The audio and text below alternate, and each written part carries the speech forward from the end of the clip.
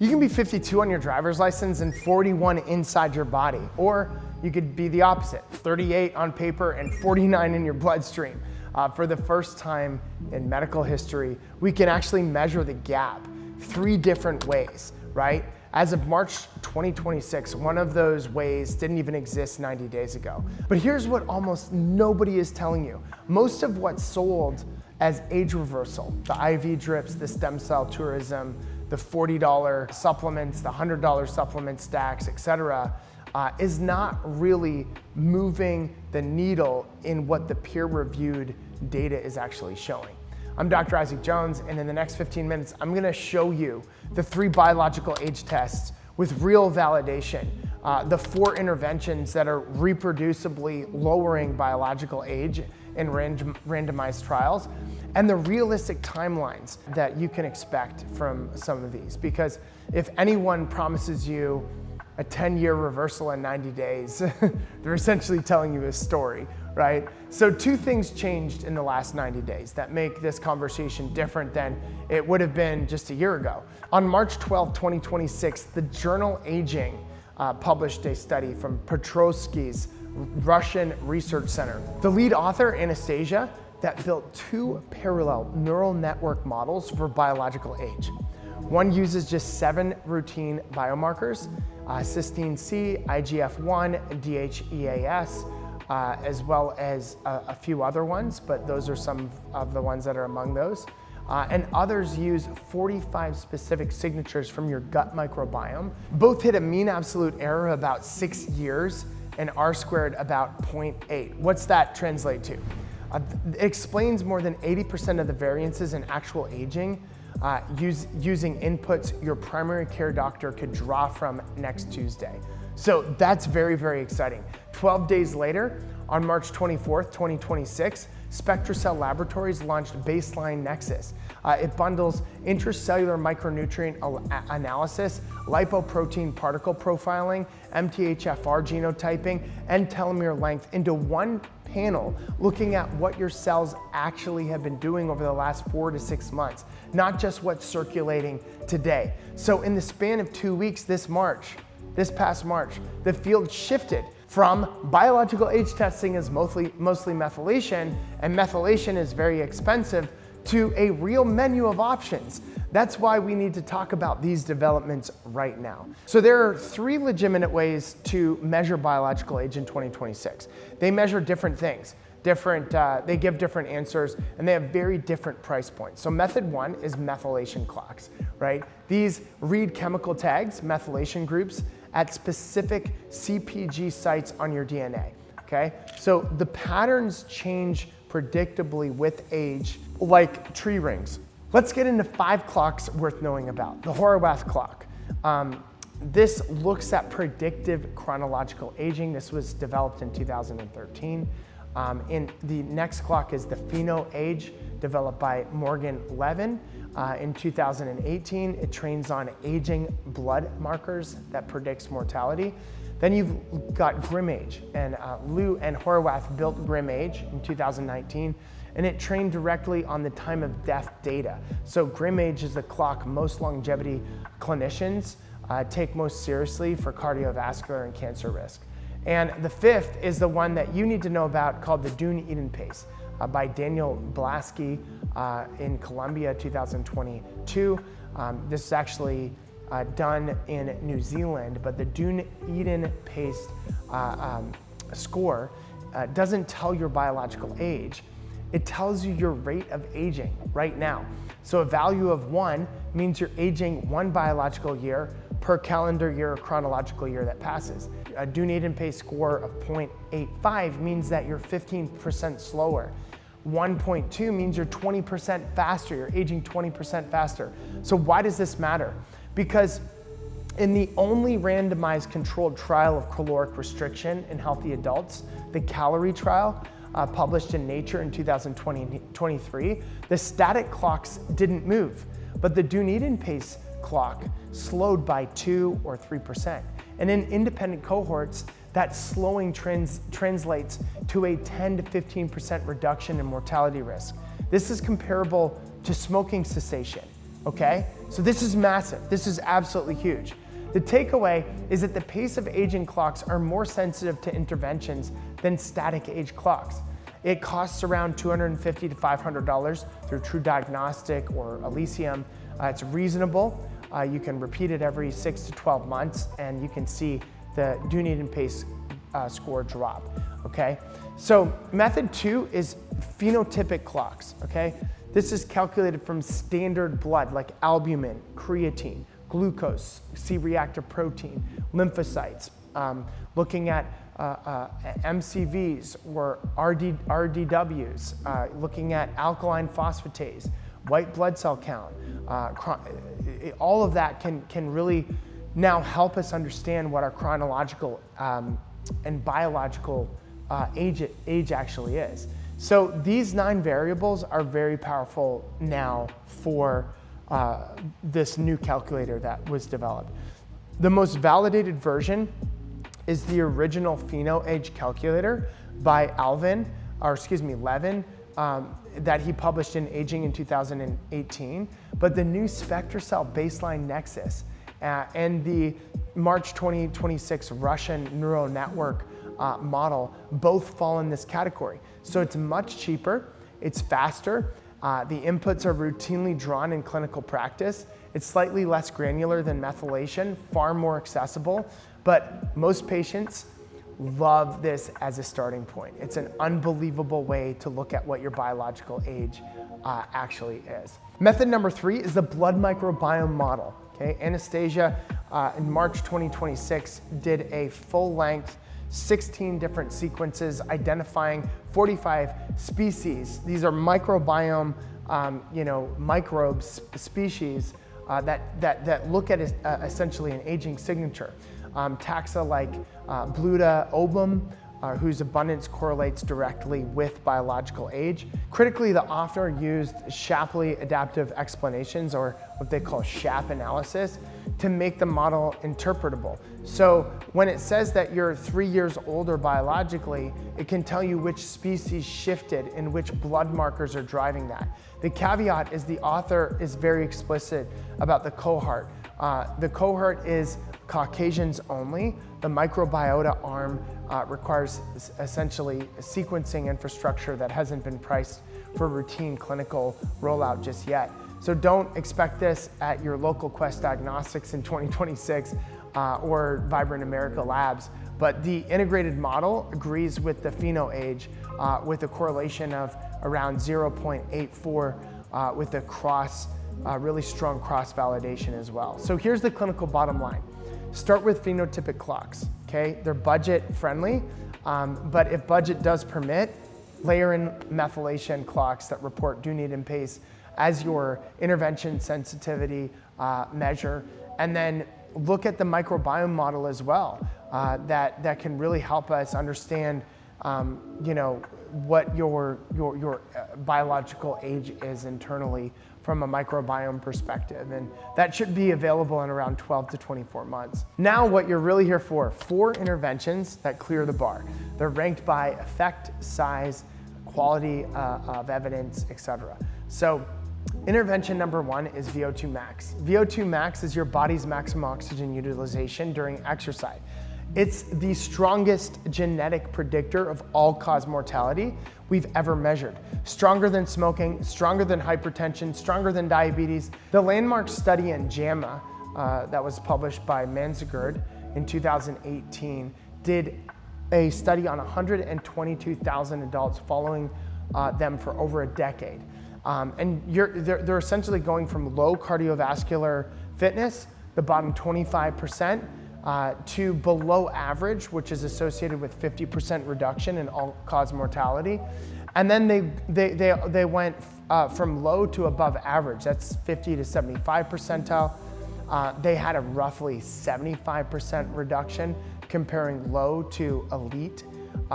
What they found was a 5-fold difference in a 10-year mortality, which is unbelievable. So each 1 MET increase creates about a 3.5 milliliter per kilogram per minute of VO2 max, and that is associated with a 10 to 15% reduction in mortality. So this has been replicated across multiple cohorts. And here's the catch. The untrained adults lose roughly 10% of their VO2 max per decade after the age of 30 years of age. So by 70, that's a third of your aerobic capacity that is completely gone if you don't intervene. So the protocol with the strongest evidence is what we call the Norwegian style 4x4 interval training. This is 4 minutes at 85 to 95% of max heart rate.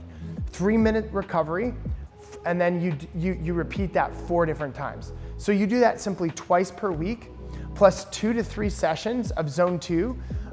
And this is like a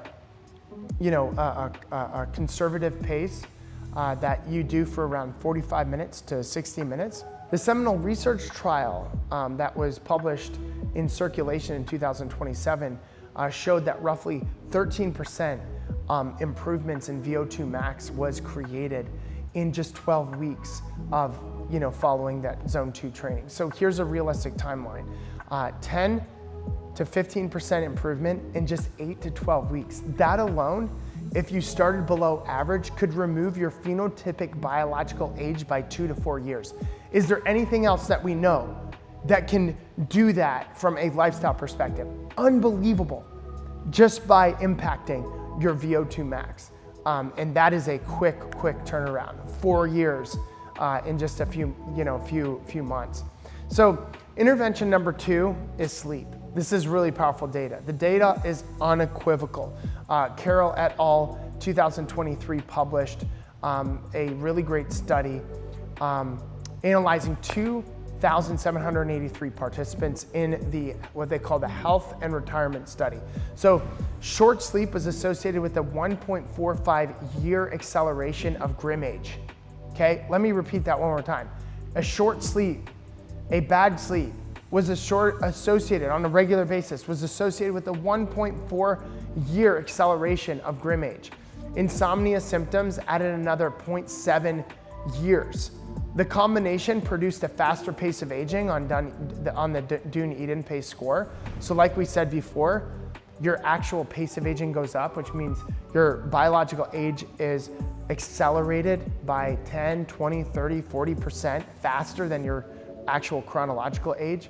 The U-shaped curve matters in this study. So in the Baltimore longitudinal study of aging, both the people that slept under 6 hours and over 7 hours were associated with accelerated aging. So this is very interesting. The sweet spot really is around 7 to 8 hours of high quality sleep.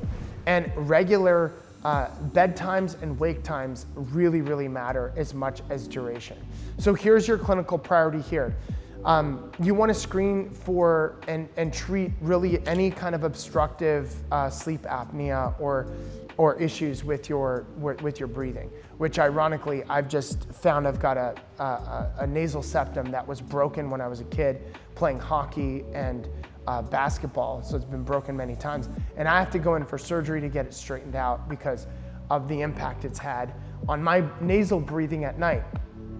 So undiagnosed OSA may be the single largest reversible driver of accelerated aging in middle adult aged adults.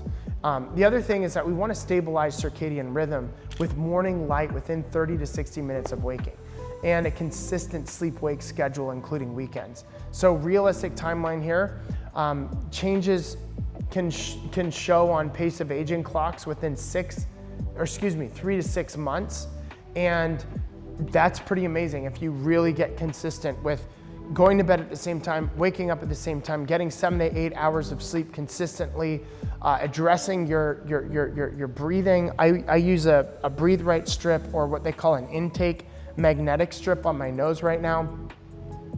And that has a massive impact on your aging clocks. So intervention number 3 is nutrition and caloric load. So calorie trial in Nature of Aging in 2023, I talked about it a little bit earlier, showed that a 25% caloric restriction over 2 years produced a 2 to 3% slowing of the DunedinPace score. That's modest, but meaningful. That's a 10 to 15% reduction in mortality, right? That's amazing. For most patients, sustained 25% caloric restriction is impractical and it risks sarcopenia, which is like the wasting of your muscles, right? But the pragmatic translation is that time-restricted eating in an 8 to 10-hour window, protein intake of around 1.2 to 1.6 grams per kilogram of body weight, or 1 gram per pound of body weight to protect lean body mass is really important. And also consuming more of a Mediterranean powdered diet, which is the strongest independent epigenetic clock data that we have from a biological clock reversal outside of caloric restriction itself. So Mediterranean diet is really, really amazing. So go ahead and experiment with that. I think this is very powerful. And it can definitely help you live longer and healthier. So the intervention number 4 is peptides. This is where I have to be direct because the gap between the market and the evidence is wider than anywhere else in the conversation. But in January 2026, a narrative review in Frontiers in Aging surveyed 9 peptide studies for aging applications. An honest evidence breakdown was pretty amazing. Tirzepatide and GLP-1 class is the strongest human data of anything in this category. It improved cardiovascular markers, it reduced visceral adipocytes, which is fat, lowered inflammation, mortality benefit signals in obesity and diabetes population was very positive. They're calling this the longevity peptide, and it's technically accurate even though it was developed for diabetes and obesity. But you've got to be working out and you've got to be eating healthy, or else you just muscle waste and it's a waste of time. And I would say it does the opposite as you lose muscle and you lose a lot of other nutrients, because a lot of people, they don't eat healthy. They don't eat a high nutrient dense meal, they're not taking supplements, and then they become malnourished, they burn too much fat, they break bones, they lose their muscle, which is one of the most important longevity organs out there. So you have to know what you're doing with that. So work out, resistance train, and eat, get your protein in, get healthy, vegetables and all of that in your body as well. Epitalon is the next peptide, and what it's shown is that it impacts telomerase activation in cell cultures up to 12 to 13% in lifespan extensions in spontaneously hyperactive rats, okay? So this has been very interesting work in the early 2000s, but it's very promising. Most data coming from single research groups, predominantly Russian, needs to be looked at a little bit more, but it's very interesting that it did that. GHK is a peptide that I took this morning. It's strong for topical data, for skin, for wound healing. It's literally what I put on my face this morning. Picard's microarray work showed modulation of around 30% of age-related genes in cell culture. Systemic anti-aging effects in humans has not been established just yet, but there's some really great data on how it impacts the skin, and it helps to utilize the collagen in a much better way. The last peptides I'm going to talk about is BPC 157, TB 500, CJC 1295, and Ipamorelin. Okay, so a lot of the research has been done on animals. However, clinically, we're seeing some unbelievable results with healing, with muscle building, with being able to reduce biological age in different practices that I coach and train. My doctors are seeing really great results with a lot of these. But again, we're seeing the strongest evidence with the GLP-1 receptor antagonists in the patients with appropriate clinical indications. And we see the best risk-benefit profile with any peptide currently available with these GLP-1s. But remember, you gotta work out, you gotta eat healthy, you gotta take those micronutrients and supplement while you're on that, or else it does the opposite. So everything else is, it doesn't have as much data, but we are actively looking into the data and looking at all of the details. So let me give you the unvarnished version, months 0 to 3, sleep optimization, alcohol reduction, structured exercise begins.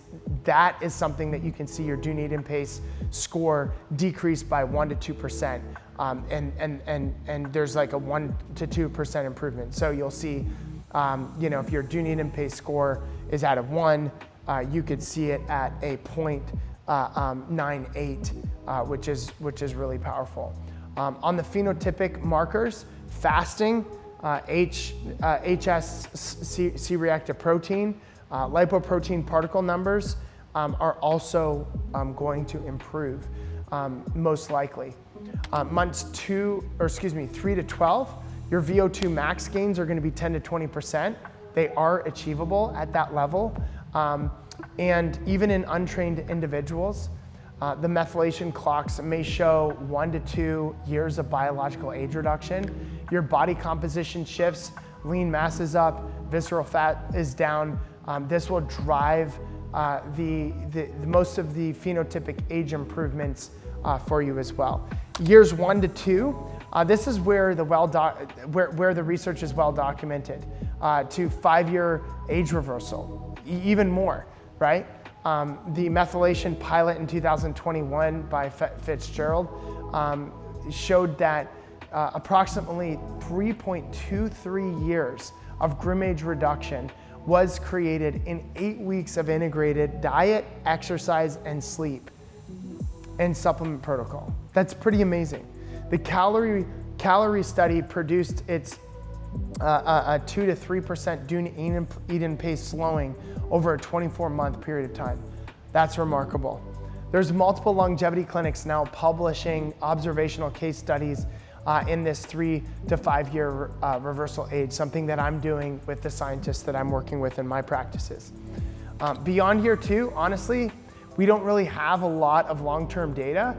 Most interventions plateau. Whether maintenance translates to fewer chronic diseases, it's exactly what ARPA-H is now spending $144 million through its PROSPER program, announced in February 2026, to answer a lot of this in the formal trials. What you should be skeptical of is anyone promising more than 5 years of reversal in just 12 months. Now, that may be possible for one methyl biological clock. I see that in 6 months of working with somebody. A methylation biological clock may reverse by 6 years, by 10 years, or something like that. But we're talking about like the overall omic clocks, the DunedinPace clocks, and these phenotypic clocks that we're talking about in this video.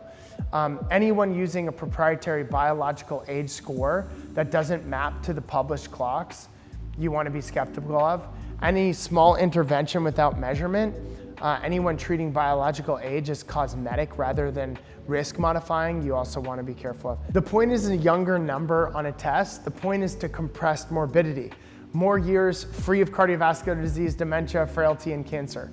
So if you're a clinician or a patient ready to act, here's the framework that I use. Step 1, measure. Phenotypic clock as a basic guideline is really good. And then add the methylation clocks with DunedinPace if the budget persists. Remeasure at 6 and 12 months. Step 2 is prioritize the highest yield interventions in this order. Sleep first, aerobic capacity second, resistance training and protein intake third, nutritional patterns fourth, pharmacology and peptides last, and only with appropriate clinical indications. Step 3 is address the slow killers, apnea screening, ApoB 100 and Lp(a), C-reactive protein, HbA1c, fasting insulin. These drive your biological age in the background. Whether you measure it or not, they're driving aging in the background. You've got to manage those things. Step 4, don't chase exotic interventions until you've maximized these proven ones. I see patients spending, $15,000 a month on different peptide stacks and injections and things of that nature, and they're sleeping 6 hours a night. and they're sedentary, and they're not treating their sleep apnea. The opportunity cost of chasing exotic stuff is the proven stuff you're not actually doing. We're entering an era where biological age is becoming measurable. It's becoming modifiable, and within bounds, predictable. The 2026 data on blood microbiome integrations, the SpectraCell baseline, the Nexus rollout, the ARPA-H prostate program, the migration of DunedinPace, these are all real. And they're changing how we practice preventative medicine. But the most important finding remains the unsexy one. The interventions with the largest, most reproducible effects on biological age, which are sleep, aerobic capacity, resistance training, dietary patterns, and the avoidance of metabolic dysfunction. The exotic stuff is very exciting, and it's something I live in, but get the basics down first. A realistic evidence-based plan can reverse 3 to 5 years of biological age in just 12 to 24 months. This is not a promise. This is what the literature actually supports. In a field this noisy, a defensible 3 to 5 year age reversal is profound when it comes to outcomes.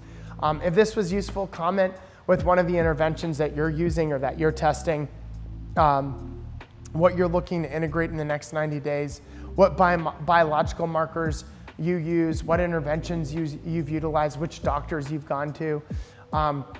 That's the framework. Measure, intervene, remeasure. I look forward to seeing you in the next video. Please subscribe, click that like button, click that bell button so you're notified for future videos, and I hope this added a ton of value to you. Thanks so much. I'm Dr. Isaac Jones, and we'll see you in the next video.